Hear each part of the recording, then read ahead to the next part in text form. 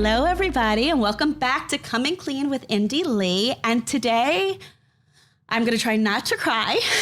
And Francesco knows this. I already said this because I am sitting here with Francesco Clark. And I wrote this to him that he is truly one of the most inspirational people I know. He continues to be a source of inspiration for me, and he didn't even know it. I've been following your brand since we were both on counter in Bendel's, I think in either 2013 or 2014. Yeah. And I know, it's crazy. It seems like a lifetime ago. And what's so funny is we actually personally connected just recently on Clubhouse. I saw he was on it and I'm like, I'm going to hit like, let's connect. And then he jumped into a room and we started talking, and then we exchanged cell phone numbers and we talked on the phone. And I wrote this to you, like, I was like, oh my God, I'm actually talking to him and he knows who I am. I was so in shock. Indy. Okay. Hello. So welcome. But let me just say, that was the first time I'd ever used Clubhouse. And I was kind of like, oh, look, you had asked me to join this discussion that you were doing. And I was like, of course I'm going to join a discussion if Indy Lee is heading it. But I never used Clubhouse. And so I get into this application. I'm in the garage and I pedal this bike with my arms and my legs. And I'm tied to the bike because I'm Oh my God. And all of a sudden I hear on this application and Indy, you're going, and Francesco Clark just joined the room. And I was like, what the hell is going on right now? And all of a sudden you're asking me to speak. And I was like, I don't know how to unmute because my hands are to the bike and so are my feet. And so then I ask Sylvia, my aide, to come over. She holds up the phone and I use my nose to like peck. Oh my gosh. And it was the funniest thing. And then it was like Folgers instant coffee, instant friendship is what it felt. Yes. That is a great way of saying it because I just felt this. I heard your voice and I literally fell in love, like in a friendship way. Like, yeah. I don't want people like, oh, what happened here? I was like, oh my gosh, everything I thought and I've read about you, your heart was just right there. And I think that from this episode, I'm really hoping that people who maybe haven't had the opportunity to know how incredible you are, they'll hear it in your passion and in your voice. And I think that's the greatest way to dive in. By the way, I still can't believe that you knew who I was and my brand. I'm still in shock. Well, it was the weirdest thing because I had just used your cleanser. When you said that to me, I'm like, what? You're looking at it right now. The Eclat with the light blue top box. Yeah. Oh my gosh. That's amazing. Okay. So we're going to dive in. And so for anybody who doesn't know Francesco, like I said, he's the CEO and founder of Clark's Botanical. And similar to most people in the industry, he did not start in beauty at all. But I think that your origin story and your why is so powerful, so impactful that I said to him before we started, like, I don't want it to be all about this, but I think it's important for people to understand how you did come into this and why you're so passionate about what you're doing, and truly how in a second your life can change, and why you, like myself, embrace it every moment of every day. So would you mind sharing briefly about your story? Because it's just so inspiring. Thank you. I started a company from a hospital bed. In one sentence, my life changed in the blink of an eye. I was working in the fashion industry. I was working at Condé Nast and then Harper's Bazaar in the fashion department.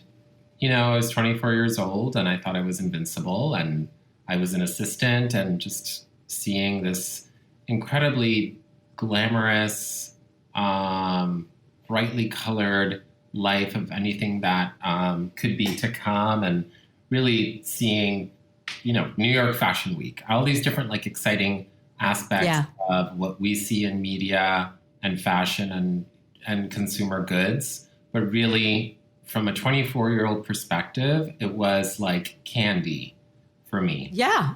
Listen, from a 49-year-old's perspective, it's like candy. So I'm with you. Yes. And it's like Brana Wolf, one of the the directors at the time at Bazaar, she put together the Victoria's Secret fashion show in Bryant Park. And, we were all assisting her to help to put it together. And then I'm sitting front row at the Victoria's Secret fashion show. And I watched it from above. My office overlooked Bryant Park at there, HBO. I mean, That's crazy. It was one of those things where I was sitting there like, I am a seat filler and I should not be here. Like, that's exactly what was going through my mind. But that was one of those moments where I was just lucky. They needed a seat filled. I just so happened to be an assistant working for somebody who worked for, somebody who was doing something there. And you looked good in the seat, let's face it. And, well, the focus was not on me, it was. Well, yes, it was the Victoria's Secret. In a bikini. So it's not like anybody was looking at me at all. But it was this experience that it made me realize how creative people need to have a sense of work ethic to make this Marc Jacobs drawing, this sketch on a piece of paper. Then you go and you see it in a store and it becomes this thing that you can wear and you buy. But that feeling of creativity and this feeling of fantasy that he can put forth from his sense of imagination to then you wearing it, the translation of that got me addicted right away. And I knew that I wanted to do my own thing. I just didn't know what it was.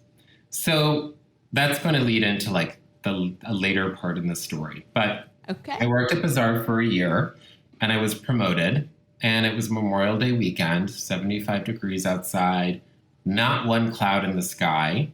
We had just done this kind of cupcake going away party in Central Park with my former boss and editors from the magazine. And I had a summer share house in Long Island.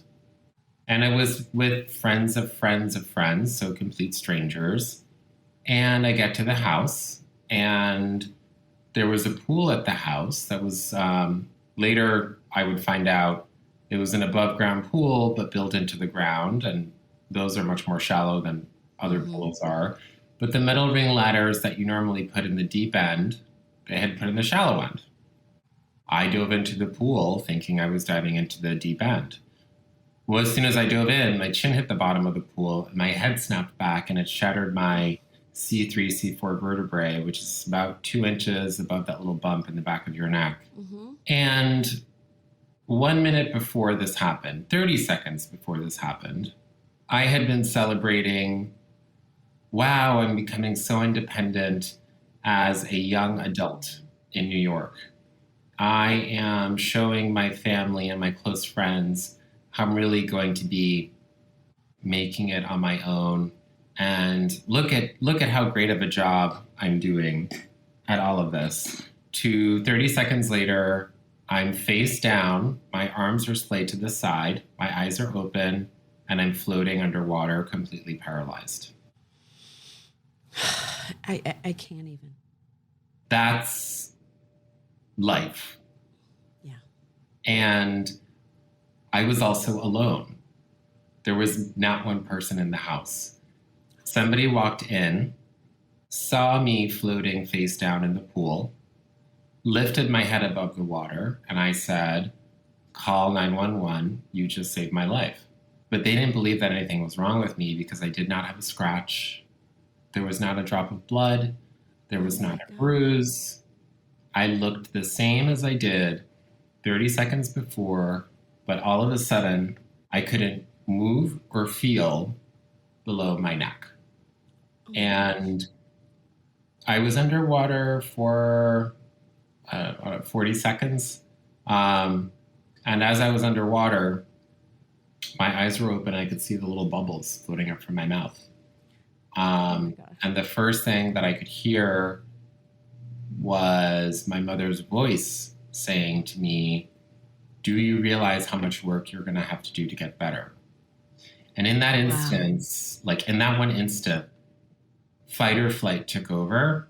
And for some reason, fight took over. And it became this instinctive, optimistic, but aggressive way of thinking, no, we are going to make this right.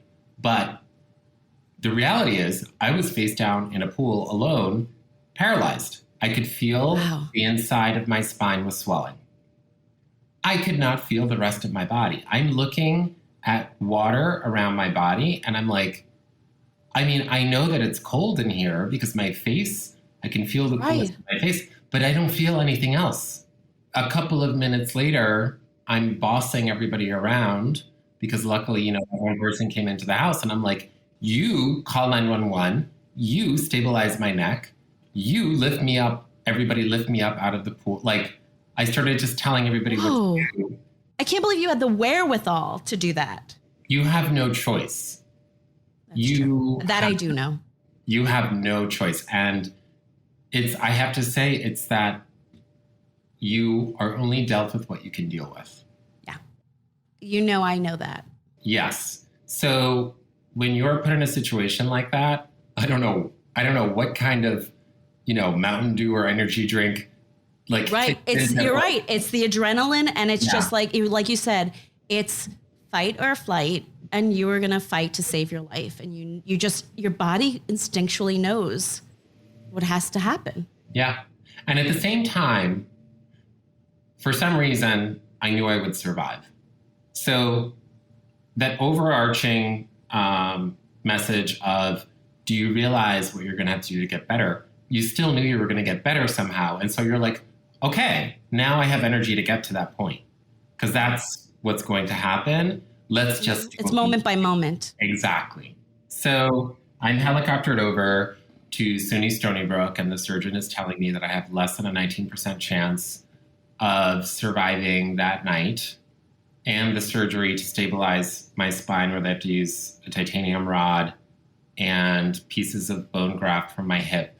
And then I had a less than 20% chance of surviving the next 2 years of my life. As he's saying this, my left lung collapsed. It's like collapsing because it's filled with pool water. And the vocal cord, my left vocal cord started to fail. And so I keep tasting and smelling chlorine because it has filled my Still left. in your body. Yeah. And he keeps saying, okay, well, we have to kind of sign your life away. Where are your parents? And they're on vacation in Florida. Okay, well, let's get on the phone with them. Where are they? And I knew exactly the room number and hotel because suddenly I had a good memory. I wish that part of the memory would kick in every day when I'm trying to remember formula numbers and stuff like that. But I say, no, I don't want that phone call to happen. So he goes away. He's like, I'll give you a minute. He comes back 4 times. And finally he says, if you don't do the surgery, there's a 100% chance that you will die. And so I said, okay. I got on the phone with them. And I'm on the phone with my mother and my father. And I was so ashamed to tell them. And I'm like, I'm an idiot. I know how to go swimming. I know that this was an accident. I know that it was a mistake. And I know that I technically didn't do anything wrong. I was like, but I did do something wrong because it's still the shallow end. And right. I'm an idiot. And I don't know what to do to make it better. And I don't even want to talk to you about this because the pain that I was not feeling in myself, I felt through the lens of them experiencing it for me. So imagining what I had gone through my parents' eyes was too much to bear. I can deal with it myself, but to think about what it must feel like for them to see me go through it was too much to bear. My mom got on the phone and she said, I can hear you speak. And the fact that I can hear you and you and I can talk means that you're going to be okay. And we are going to be by your side when you wake up from surgery. So I woke up from surgery 19 hours later. They were by my side.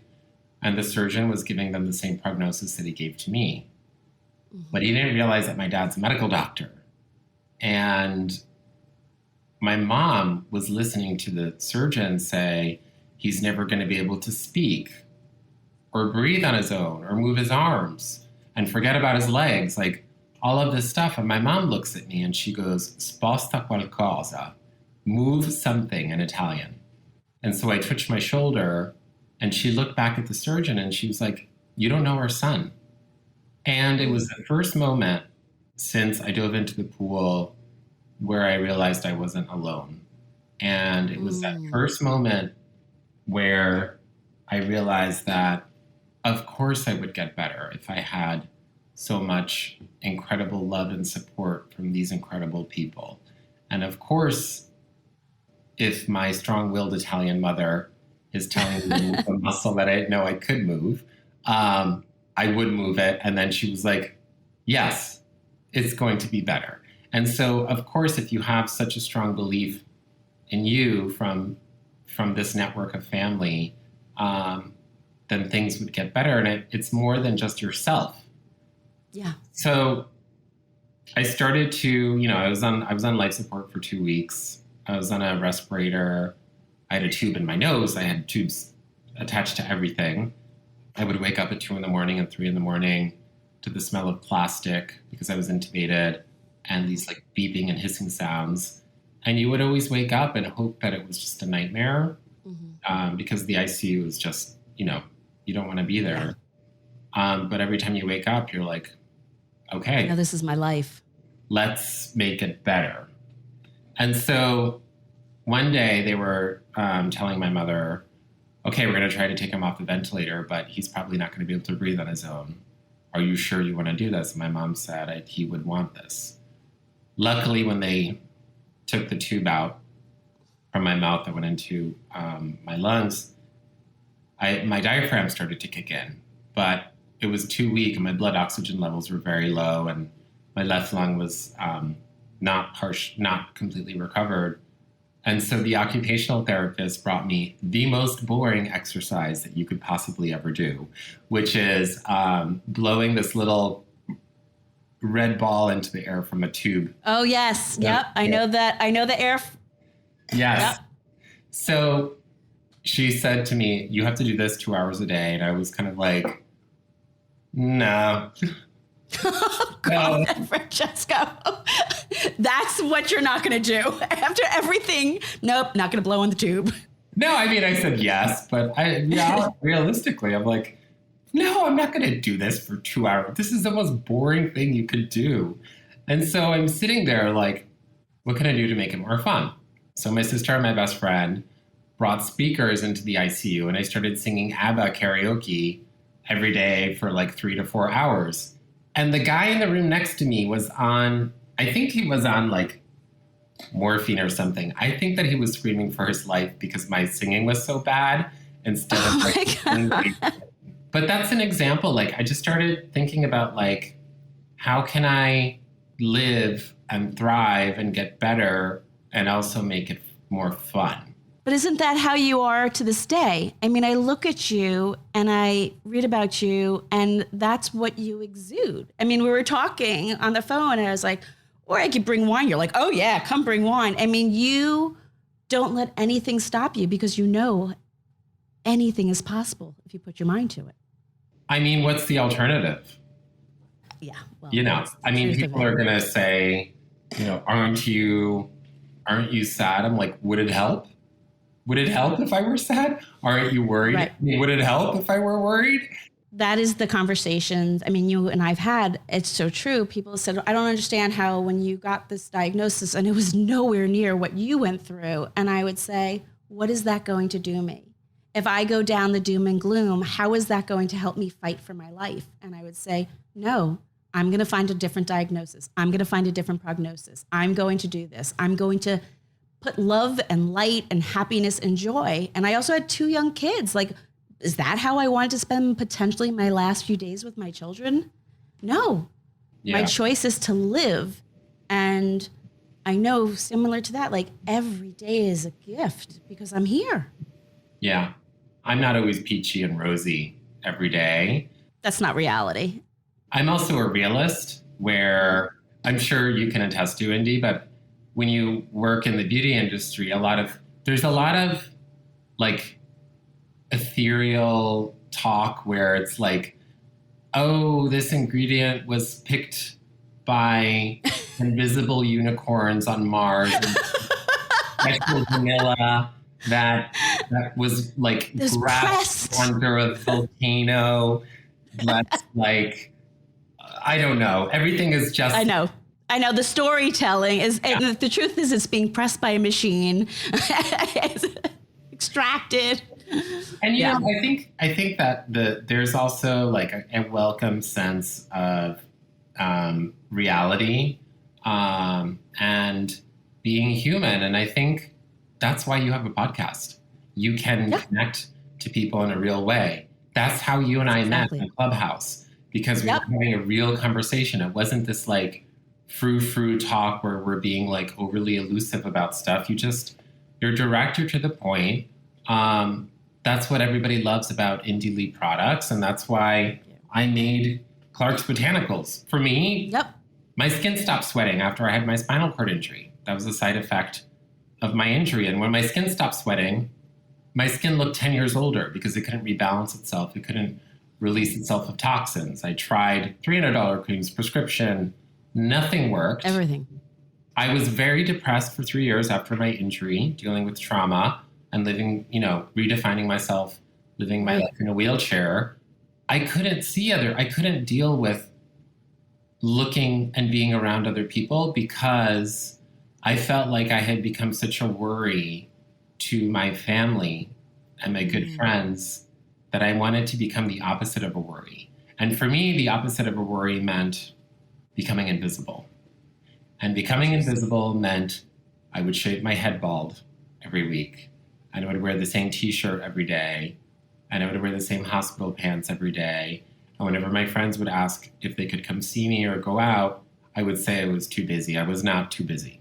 I wanted to disappear. I was full of shame. And I had survivor's guilt. I felt like I was supposed to have died.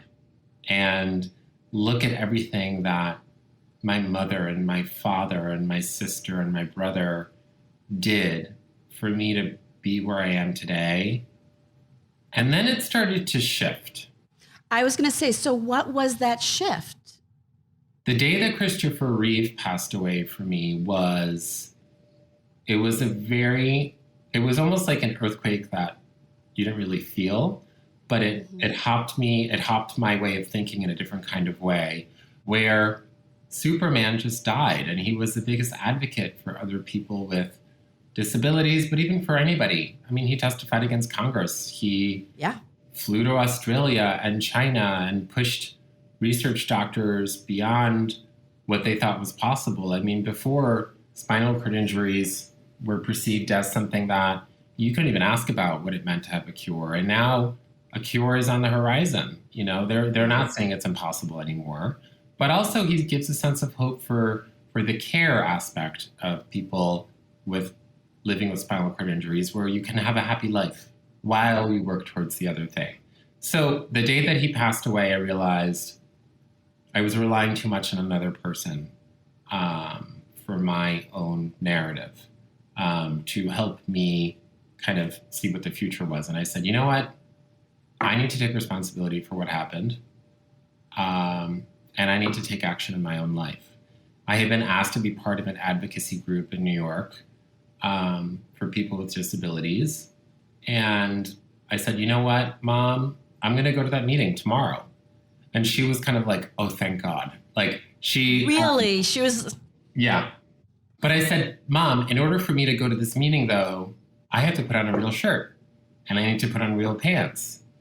And I looked in the mirror for the first time in 3 years, because up until this point, if I was in a room with a lot of windows or looked in a mirror, all I would notice was a wheelchair.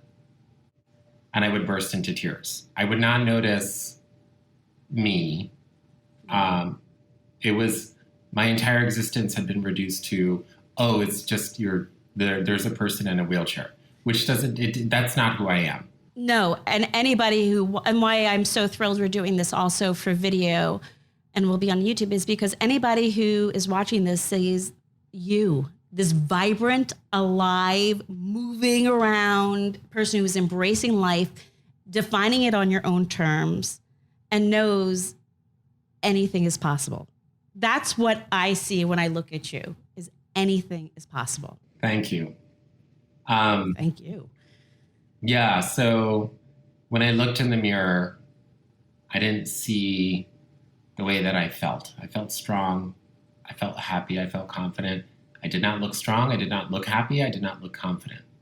I looked 10 years older than I was. I had rosacea, dry, flaky, oily skin, and which clearly you do not have now, by the way. I'm like, thank God. I mean, gosh, it looks good. Thank you. So I turned to my father, who's a medical doctor and a homeopath, and I said, I've tried everything. It's not working for me, and you have to help me. I didn't do this to sell product. I just did it as an emotional and psychological exercise in a recovery from trauma. I wanted to feel connected to myself. I wanted to look like the best version of myself. And so we embarked upon, 5 years and 78 different versions of now what is a jasmine catalyst complex. It's in all of our products. And then Clark's Botanicals did not become a thing because it was just these little ugly glass vials I had on my desk, but I had 12 of them on my desk. And one day I get to my desk and I only have 8. And I look over at my mom and she was like, okay, I took 4. I took 4. What is the big deal? And I was like, Mom, it's okay. But she was like, your skin is so sensitive that if your skin looks good and you're using this stuff, then why can't I use it? I'm like, sure, you can use it.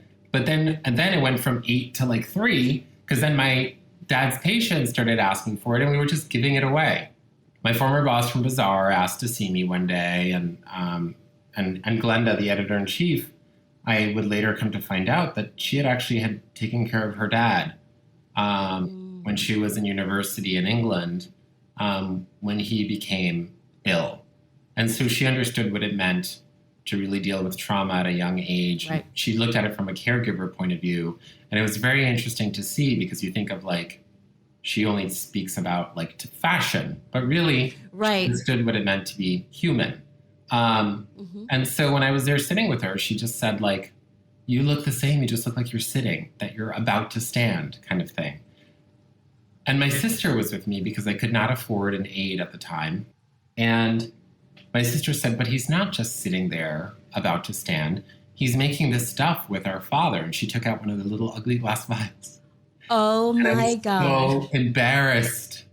Oh my God. So embarrassed. So you owe your sister big time. Yes, 100%. So Glenda said, well, if you're using it, I'm going to use it. I get a phone call 3 weeks later where they want to shoot it in the September issue. And I say, thanks, but no thanks. And they're like, no, we're going to put you in front of the beauty director. And the beauty director gets on. And it was Alexandra Parnas at the time. And she said, whether you like it or not, it's going to be in here. So find a factory, make it look chic, and it's happening. And then I was kind of like, wow. Okay. And then it was very much a parallel. Baptism by fire. Seriously. Yeah. It was very much a parallel experience to my parents standing next to me in the hospital bed in the ICU, where I thought to myself, if they believe in me to this degree, that they don't have a doubt that I can perform, then I have to do it. I have to do well. Yeah. Of course it's going to do well. Of course it's going to be something. And that's the power of why you and I are speaking right now. The power of connecting with other people in an authentic way, supporting other people that you might not have known a week ago or 2 weeks ago. Mm-hmm. That sense of being connected to other people and supporting them is an invaluable lesson that I think each one of us learns at different points in our lives. But it's exactly why you and I are speaking now as well. Yes. So I think I think that the universe gives you what you can handle. Sometimes you don't know it, but the universe knows better than you do. I mean, I always say, you don't know what your strength is until it's being tested. And I think both you and I have gone through that. And I completely agree. Sometimes it takes other people believing in us to allow us to start to believe in ourselves, right? Sometimes we just don't have that in us because we're fighting, we're fighting other battles. You never know what other people are going through. And then finally someone says, no, this is it. You're onto something.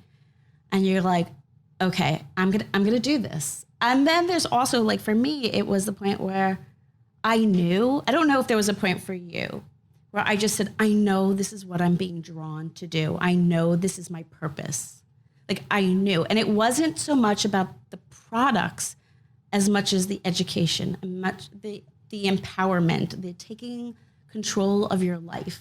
Yeah. That what we call that go indie moment, like, and not like go like me indie, but like reclaiming your independence on your own terms, whatever that looks like. What it looks like for me is going to be very different than what it looks like for you, but you're still reclaiming it for yourself and taking back that power. And one of the things that you and I were chatting about before is people walking down the street can see my wheelchair from a mile away. You, if you're walking down the street in D, they'll be like, oh, what a beautiful, like, they'll just see a beautiful woman walking down the street, but they will not understand everything that you went through to get to that day where you're walking down the street feeling like, I don't know, feeling the fantasy, like feeling yourself being happy. And everybody has a story. The difference is mine is a little bit more visible. And so people will ask why, but I don't think, like, there might be, you go to Starbucks and you ask for a cappuccino. If you were with me, they wouldn't realize all of the things that you had to go through. And I think that there's so much courage in everything that you do. And when you speak about your products, you're not really, it's exactly what you said. It's not the product. It's like, it's a tool for you to reconnect with yourself in this way. Absolutely. Yeah. And that goes to exactly that goes back to you. That's why Clark's Botanical was born. It was to help yourself reclaim your sense of self and feeling that confidence. It was interesting. I was doing some research and I did read a quote, and I want to quote you directly because it was from Birdie. And it said, skincare became the opposite of how most people look at beauty and fashion. And that a lot of people see the industry as shallow and superfluous. But in reality, the way that you present yourself is one of the first signs of having healthy psychological state of mind. And I think that's really the core of the brand for you. It really is about transformation, recovery, from surviving to thriving, and that essence of putting your best foot forward. And in some cases for people, it is putting their best face forward, like feeling that confidence and, like you said, feeling it. Yeah. And I think we've all seen this during quarantine. I always call them our mirror moments. It's like after you've showered and you're putting on moisturizer, eye cream and moisturizer, let's say. Those are the only like 5 to 10 minutes that you really have to yourself, because as soon as you open that bathroom door, your cell phone is beeping and ringing, and your family is asking for you. Your work is, stressful and all that stuff. But those 5 to 10 minutes are the 5 to 10 minutes that you have to yourself, where you're imagining everything that you need to get done that day, that week, that month. And then you think of the way that I do this is I think of, like, who do I need to be to get all that done in the best possible way? And you're imagining getting it all done. And then at the end of it, I think, like, okay, well, why can't that be me?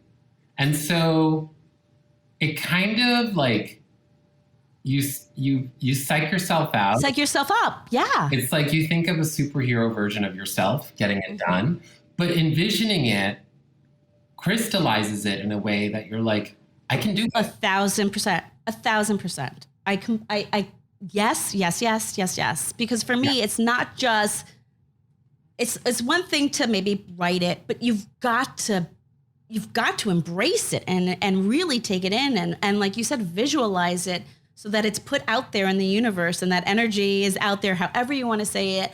But that's the woo side of me. I really say, put it out there. But the best way I personally can put it out there is by envisioning myself in it or envisioning. I mean, that's why vision boards and all these tools, it's not some weird thing when you take it down to exactly what you said, Francesco. It's because you're envisioning yourself in that and you're putting it out there, and then you're creating that energy in your fibers of your bowl, your cells, right? Your body, and saying, okay, I got this. I'm doing this. You know how like everybody said, or a lot of people say, you have your best ideas in the shower?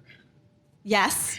That's me like every day. I'm always in the shower. Like, I'm listening to music. I'm thinking about work, and I'm like, oh my God, I'll start like thinking about stuff. And it's always during these like mirror moments where you really have time for yourself and you can let your mind wander to wherever you need it to be. You can embarrass yourself and sing out loud while you're thinking about it, but who cares? Like, that's it. It really is that moment of true freedom. That's what self-care to me is. It is exactly that. It's that true freedom for you to be with yourself. To be indie. Because that's when you're truly indie. That's it. That's why I changed my name. That's exactly it. I changed my name because it was about me stepping into my own sense of self and independence.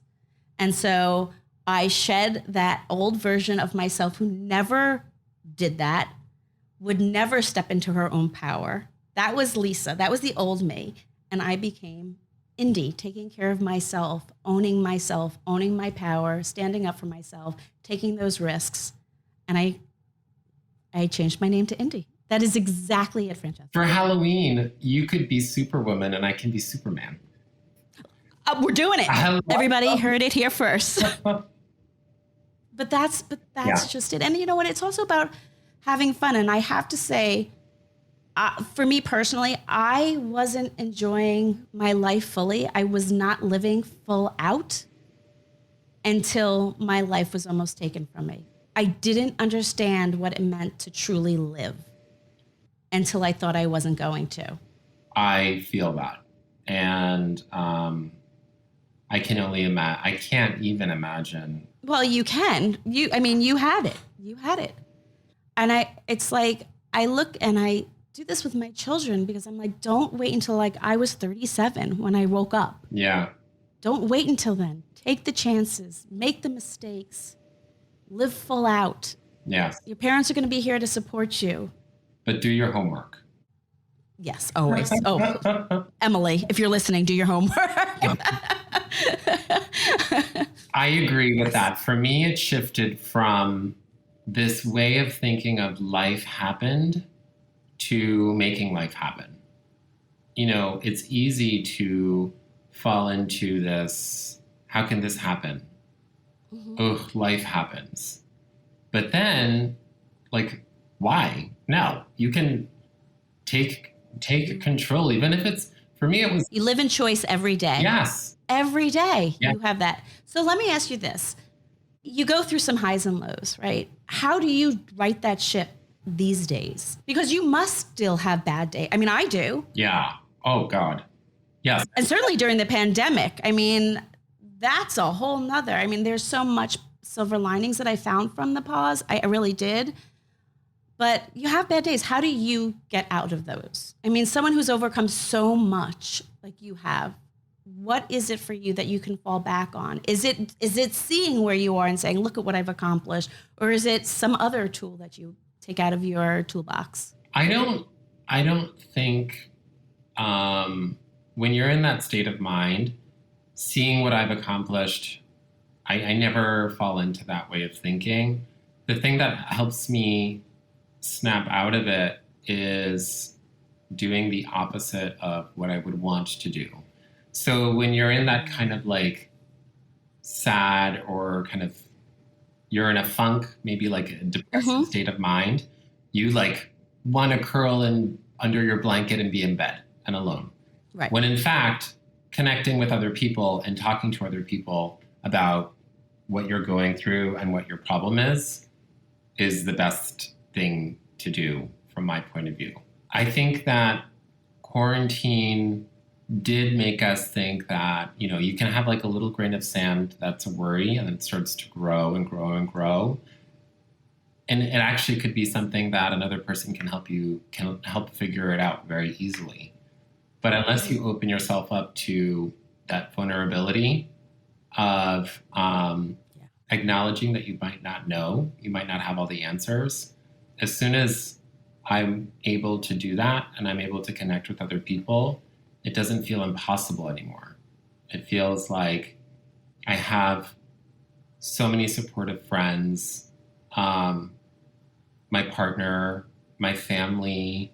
I have so many things to be lucky for, but it's not just thinking, oh, I'm so lucky. It's like, yeah, but I have to also ask for help if I feel I need it.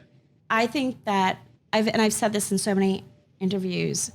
I think that the ability to ask for help is actually a superpower. Yeah. And I don't think it's a weakness. I think it is one of our greatest gifts. I think that the ability to give is something that's so incredible and so fulfilling. And by not asking for help, you're not allowing people to give that grace to you. You're not allowing them to live to their potential and give them that sense of meaning in your life unless you ask for help. And so I don't look at it as a weakness. I'm okay with saying, I don't know. I need help. And I think that for me, that's also how I built the company. I had no idea what the heck I was doing, but I wasn't afraid to ask for help. Exactly. And Indy, we founded our own brands.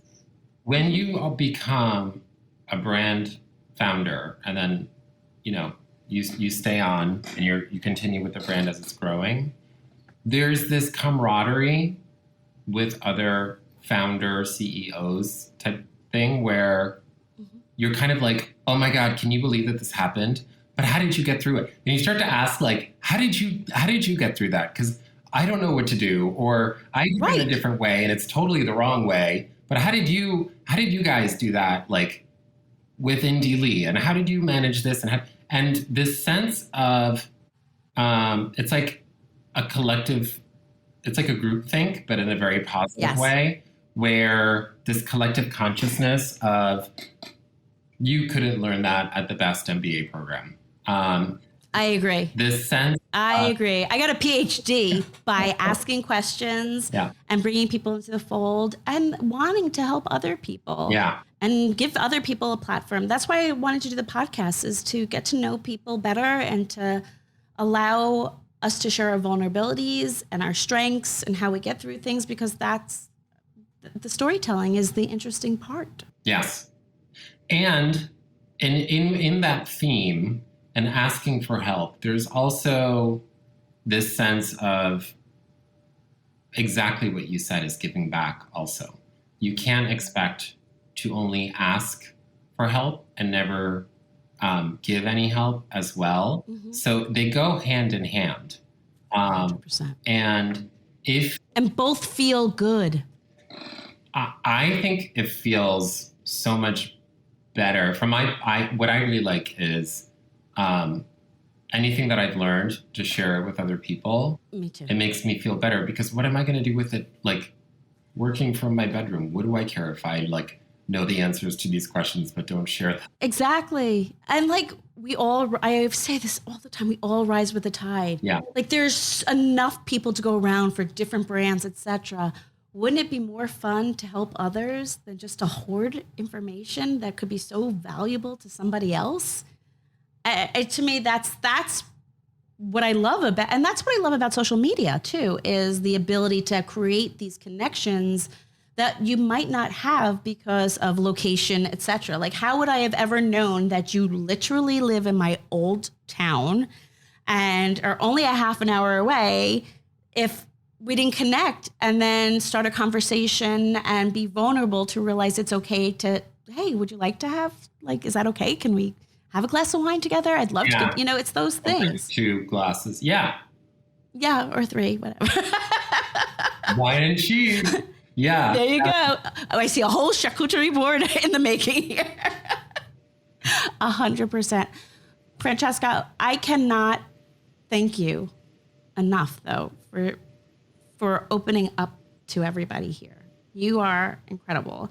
I have to ask 2 questions. Okay. Okay. So the world is reopening. What are you looking forward to most? I mean, the everyday, more social aspects are what I ended up missing. Going out to dinner, going out to like last minute dinners with friends in Manhattan. And it's weird because like now as New York is much more open and I started going to the museums and like out here and there, it's like you have to get used to it again. Yeah. Yes. It's weird. Yeah. Reentry is weird. I miss traveling too. Like I even miss like international tourists as you're walking around in the city. You don't like, you kind of miss that. And so yeah, you don't hear a lot of different languages or anything. There's not a lot of tourists looking around that you're like literally getting out of my way. Yeah, I agree. I miss the sense of normalcy. I'm so looking forward to seeing my parents and my family. Being immune compromised and having family that was immune compromised, we were very, very careful. And so that's what I'm looking forward to is really seeing my family. I surprised my in-laws the other day and like was on the phone with them to make sure they were home and then knocked on the door. Wow. They're like, wait, you're here? They're like, what? And it was just beautiful to hug them again. Aww. I know it was just so, and they just couldn't believe it. That's what I miss. Where do they go? Okay. Bronxville. What? When were you here? I know. It was for 5 minutes. Today is the 23rd of June. What? It was 2 weeks ago. I was so funny. I was like, should I text him? Should I text him? Always. And then I was like, oh, I don't want to bother him. I'm like that person. Like it wasn't planned. I literally so I have a lanyard for my cell phone. So it's literally around my neck. And okay, great. So now I'll know. When my friends text me, they're like, I know that you can see my texts. Okay, noted. Now I know. I know. So I am going to go see them, hopefully. Well, I'm making the plan to see you, and then they'll be a side to it. Okay. Okay, perfect. And my last question is, how do you recharge and stay present for you? How do I recharge? I have 2 different ways. I sing really badly and loudly in my room, and I make a complete fool of myself with I love that. My nephews or my 2 nieces. And I recharge not taking myself seriously with my family. We have family dinner nights. I love that. My mom is from Bologna, and I grew up in Italy. So Italian was my first food. Italian was my first language, but we have family dinner nights every Sunday, and she makes pasta fresh.